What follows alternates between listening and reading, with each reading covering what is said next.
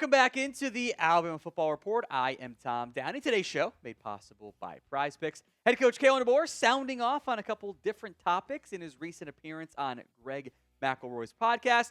We're going to break it down for you on today's show. Some notable comments, I believe. But first, I want you guys to grade the job that Kalen DeBoer has done as the Alabama head coach. A safe space for you to comment and be happy, be okay with it, be mad at it, however you feel. Rate it for me in the comments of today's show. Let's go to the big thing. Even though he didn't say that much about it, it is the quarterback battle. It is, I think, the main talking point around the Crimson Tide as we get closer to fall camp and getting into the season. DeBoer asked, like, hey, you going to name a starter? Almost like the obligatory, like, I have to ask you even though we both know you're not going to. And he declined to name a starter, but did reiterate his general preferred timeline, which is about 2 weeks to go before the first game, give or take a couple of days there. Here's what the head coach had to say. He said, I'm not ready. I think the thing is, I talked about the ceiling for some of these guys, but I also think it's what's the floor. And I think knowing that, hey, at the very least, we're at this point, it leaves a lot of optimism on what that room's going to be and what it's going to lead to as far as the production on the football field each and every Sunday. Here's my question. Does the new emphasis on the floor give the edge to Austin Mack? Because in theory, he does have the higher floor. He's a little bit more experienced. He's played in bigger games. He's played more games. He's actually thrown for some non-just garbage time stuff. He's been in the program really for 4 years now. He's been around for a while, getting back to the kind of Washington timeline.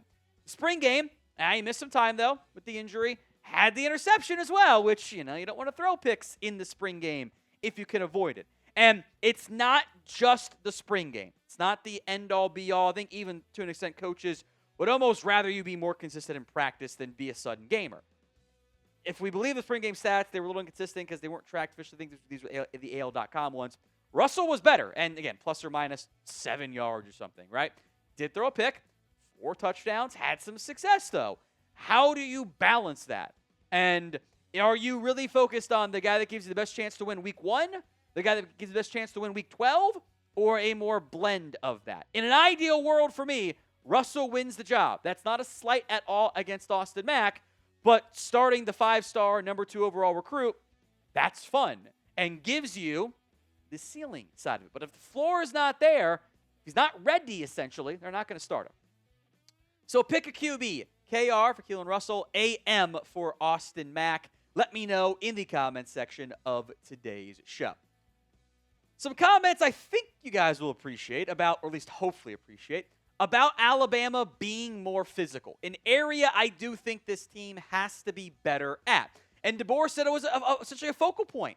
I really do believe, he said, you don't win championships without a physical nature to your program. And that happens through what you do in practice. That's what we want to become. I know what that looks like. We've done it in multiple places. I'm not going to take away from what we were at Washington and we're to throw the ball, what we were last year with Ty sticking around to a talented group of receivers. I mean, that's dynamic. And you want to be as dynamic as you can possibly be.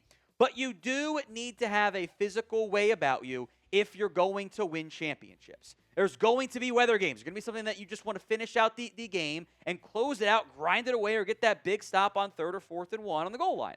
Can't point to where we get back to being what we truly are. Can't wait to the point. I know our guys working extremely hard to make sure that any flaws that we've had or areas we've come short, that's the staff and our players, that we're looking to become what we need to be and can be.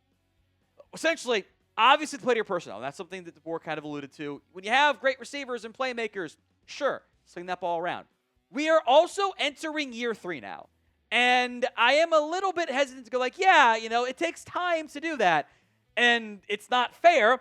I don't know. I watched Indiana and Kirk Cignetti become that overnight, essentially.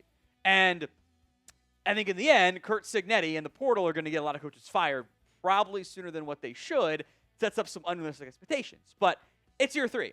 Like, if you're still like, we got to be more physical, at a certain point, that's your failure if you are not that. Not saying that's the case right now, but that does need to happen sooner rather than later. Today's show is made possible by Prize Picks. The playoffs are here for basketball and for hockey. Baseball is underway for the season. Time to cash in with Prize Picks, America's #1 sports picks app.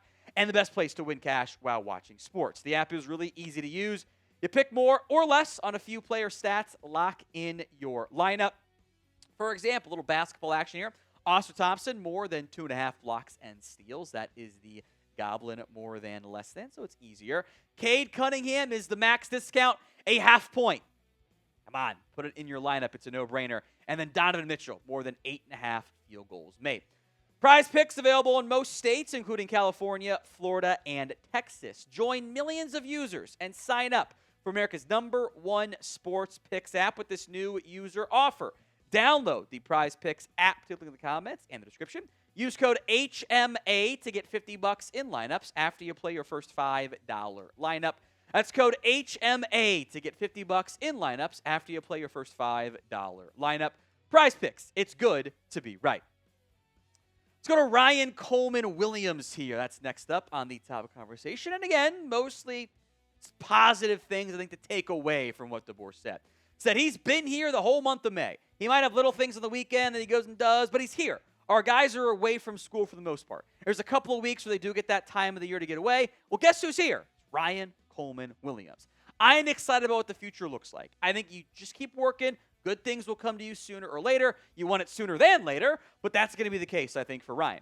He's worked extremely hard. He's as competitive as anyone you're going to find, and it shows. And our team just loves that about him. Look, that's awesome to hear. Especially for a team that doesn't have very many seniors. This is a very young football team.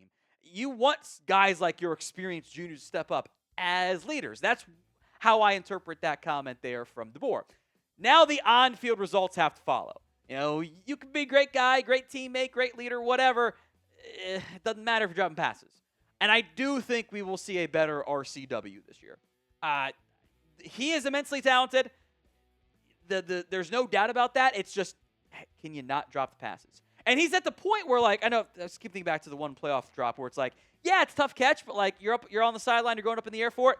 You're good enough to make that catch. So hopefully he continues to start making them and delivers and puts up 1,000+ yards or more, even with the quarterback uncertainty. The best thing for your new quarterback is to have the best version of Ryan Coleman-Williams in 2026. So what is your confidence level in Ryan Coleman-Williams this season? Scale it for me 1 to 10 in the comments section of today's show. Let's go to EJ Crowell. The background here of this comment from DeBoer was he was asked, are you okay starting a true freshman, essentially? And DeBoer said, yeah, and kind of gave some, generic coach speak, but then said, I think the raw instincts of EJ, from what we've seen, whether it's just high school film or just a few snaps at the beginning of spring ball, there's a high ceiling for him. He can run well, you can see that, and that comes out through the winter workouts. I think there's football instincts and things like that, which that's a big part of if you're going to play a young guy, they can't just be athlete guy. That you want to recruit the good athletes because you can develop them, but you need to have athletic ability and the instincts to kind of make this go. Especially in a spot like in the backfield where I think at times they felt like last year they didn't have the best instincts in that group and they didn't always hit the holes properly. You need to have the proper feel for where to go, where not to go at times. We're not really going to know. You can see it at times in high school, but it's different in college. Only a little bit of spring work. At times, I think it's when the pads come on is when you really start to know and when the opposing team's hitting you if those instincts are there or not. We're going to keep you covered here on the Alabama Football Report. Hit that sub button if you haven't already for more free YouTube videos. And DeBoer went very lengthy on the offensive line. It wasn't too much, from an individual perspective, I think is worth going into. Maybe at a future date it'll be used, but he did have this to say on the offensive line, and Coach Adrian Clem, the new O-line coach. It's a work in progress. Coach Clem has done a great job of developing a mindset, giving the feedback. He's a great teacher. These guys recognize that. They take what he says, and they apply it, and they believe in it. Again, collectively, they can see each other working extremely hard, making some sacrifices. Does sound like, especially from what DeBoer had to say, this is probably going to be the starting offensive line for Alabama. They've announced Jackson Lloyd is the left tackle. William Sanders was the only one not out there at spring because he's coming back from an injury. He should be good to go for the fall. Rayson Delgatti was getting reps at center. They moved McCarroll from right tackle to right guard to kind of, I think, go for the best five mindset and put Javen James out there, which I have no real complaints about. I think the biggest thing for the offensive line, keeping these guys healthy, chemistry, consistency, cohesion, all of that stuff matters. If they can keep the same 5 throughout the season, knock on wood, injuries happen, it is what it is, I do think there should be some optimism that it can be at least a bit more consistent than what it was last year. But again, it ties back to the physicality stuff, and they keep adding undersized centers. So how will that play out? We shall see.